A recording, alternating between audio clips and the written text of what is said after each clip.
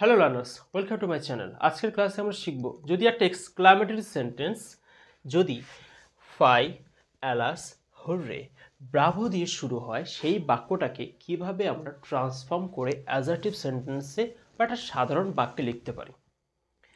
অনেক সময় কি হয় দেখবে আমরা বলতে শুনেছি যে কেউ বলে ছি ছি তুই এটা করতে পারলি, অর্থাৎ কেউ যদি কোনো খারাপ কাজ করে তাকে ঘৃণা করে এই কথাটা বলা হয় ছি ছি সে এটা করতে পারলো। একইভাবে এখানে আছে দেখো fie, he can not tolerate the poor. Fie মানে ছি, সে সহ্য করতে পারে না, ক্যান নট টলারেট সহ্য করতে পারে না দ্য পোর গরিবদেরকে। অথবা এরকম বলা হয় alas, hi, we lost the game, আমরা গেমটা হেরে গেলাম, দুঃখ করে বলছে। আবার অনেক সময় hurray, we have won the game, আমরা গেম খেলাতে জয়লাভ করেছি, এটা আনন্দ করে বলছে। হুররে, আমরা জয়লাভ করেছি। রাস্তাঘাটে বলে না, কাপ নিয়ে যাচ্ছে মাথায় করে নিয়ে, হুররে আমরা জিতে গেছি জিতে গেছি। অথবা ব্রাভো, পরীক্ষা যখন তোমরা কোনো ভালো রেজাল্ট করো তোমাদেরকে বাড়ির লোক বা তোমাদের টিচাররা তোমাকে সাবাসি দেয়, সাবাস খুব ভালো রেজাল্ট করেছো, আরও বড় হও, আরও ভালো রেজাল্ট করো।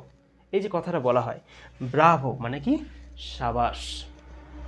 এই যে বাক্যগুলোকে আমরা একটা অ্যাজার্টিভ সেন্টেন্সে সাধারণ বাক্যে লিখবো, কিন্তু ইমোশন যেটা আছে সেটা লিখিত আকারে লিখতে হবে। এটা তো আমরা এইভাবে বলছি ফাই ছি ছি, কিন্তু লেখা তো ছি ছি লিখতে পারবো না, লিখতে গেলে কি একটা ইমোশনটা পুরোপুরি লিখতে হবে। তো এই যে ফাই, অ্যালাস, হুররে, ব্রাভো, এদের অর্থগুলো আমি এখানে লিখে রেখে দিয়েছি। যদি এটা অন্যভাবেও লেখা যায়, আপাতত আমরা এই চারটে সংক্ষেপে লিখে রাখছি। তোমরা একটা খাতায় জট ডাউন করে এই চারটে শব্দ লিখে নিয়ে তার অর্থগুলো পাশে লিখে নাও, তোমাদেরই সুবিধা হবে তোকে। আচ্ছা দেখো শুরু করা যাক। আচ্ছা ফাই, ফাই শব্দের অর্থ কি? ছি, ঘৃণা। এখানে কি লেখা আছে? Fie, it is a matter of contempt. Contempt কোর্টে বলা হয় না, কন্টেম্পট অফ কোর্ট, কোর্টের অপমান মানে ঘৃণা, ছি ছি করে বলা হচ্ছে। তো ইট is a matter, MATTER, matter of contempt. তারপরে দেবে দ্যাট, দিয়ে দাও, দিয়ে এই যে সাবজেক্ট ভার্ব পাচ্ছি এগুলো পরপর লিখে দাও। That he can not tolerate the poor, ছি সে গরিবদের সহ্য করতেই পারে না। তাহলে ইট is a matter of contempt that he can not tolerate the poor, এটুকু লিখে দিলে উত্তর হয়ে যাবে। আচ্ছা পরে কি? অ্যালাস। অ্যালাসটা কি? দুঃখ বোঝাতে ব্যবহার করা। হায় আমার কি ক্ষতি হয়ে গেল, এখানে লেখা আছে alas. It is a matter of sorrow, এটা একটা দুঃখের বিষয়। That, it is a matter of sorrow, এটা একটা দুঃখের বিষয়। দ্যাট, যে উই লস্ট দ্য গেম, আমরা গেমটা হেরে গেলাম। উই লস্ট দ্য গেম, আমরা খেলাটায় হেরে গেলাম। পরেরটা হুররে, আমরা জয়লাভ করেছি। হুররে কি আছে? It is a matter of জয়। কি করতে হবে? ইট ইজ এ ম্যাটার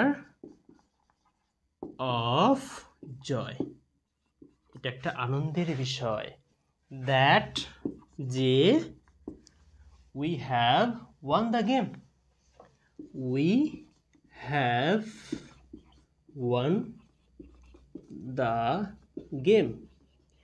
যদিও অনেকে এটা উচ্চারণ করে ওন, ওন হবে না, ওয়ান। নেক্সট ব্রাভো, সাবাস। ওয়েল প্লেড, ভালো খেলেছো, ও ভালো খেলেছিলে। তো এখানে কোনো সাবজেক্ট দেখতে পাচ্ছি না, তো কি করবে? সামনে যে আছে তাকেই বলা হচ্ছে, অর্থাৎ ইউ। কথাটা যদি আমি বলে থাকি, তোমাদেরকে বলছি ইউ, তাহলে এখানে ইউ ধরে নিতে হবে। যেমন ব্রাভো আছে সেটাকে তুলে দিয়ে লেখো ইট is a matter of praise, এটা একটা প্রশংসার বিষয়। দ্যাট যে ইউ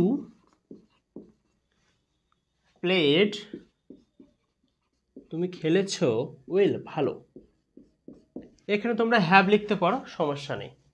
তো যাই হোক, it is a matter of praise, এটা একটা প্রশংসার বিষয়, দ্যাট ইউ প্লেড ওয়েল, তুমি ভালো খেলেছো। আচ্ছা, পাশে কিছু এক্সট্রা প্রশ্ন আমি তোমাদেরকে দিলাম, যে কটা পারবে উত্তর তোমরা কমেন্টে জানাও। আর হ্যাঁ, যদি বুঝতে অসুবিধা হয় বা মনে হয় আর একটু কিছু ডিটেলসে ব্যাখ্যা করলে ভালো হতো, অবশ্যই কমেন্টেতে জানাবে, আমি পরের ভিডিওতে তার সমাধান করার চেষ্টা করব। আজকে এই পর্যন্তই, থ্যাংক ইউ।